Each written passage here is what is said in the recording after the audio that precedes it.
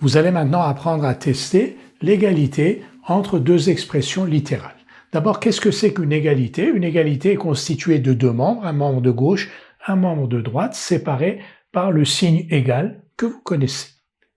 Tester une égalité entre deux expressions littérales pour certaines valeurs des lettres contenues dans ces expressions, c'est tout simplement vérifier si ces deux expressions sont égales pour ces valeurs. Tout de suite une illustration. L'égalité 2x plus 1 égale 3x moins 2 est-elle vraie pour x égale 3? Est-elle vraie pour x égale 2? Comment on va faire? Donc on nous demande si 2x plus 1 est égal à 3x moins 2 pour x égale 3. Donc on va remplacer x par 3 dans le membre de gauche, on va remplacer x par 3 dans le membre de droite. Si les deux valeurs que l'on obtient sont égales, alors l'égalité est vraie. Si les deux valeurs que l'on obtient ne sont pas égales, l'égalité n'est pas vraie. Donc faisons-le avec x égale 3.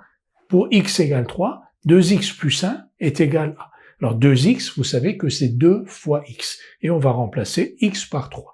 Donc pour x égale 3, 2x plus 1 est égal à 2 fois 3 plus 1. On a juste remplacé x ici, et on se souvient que 2x signifie 2 multiplié par x. 2 multiplié par 3 plus 1 est égal à 7. Donc pour x égale 3, l'expression de gauche est égale à 7.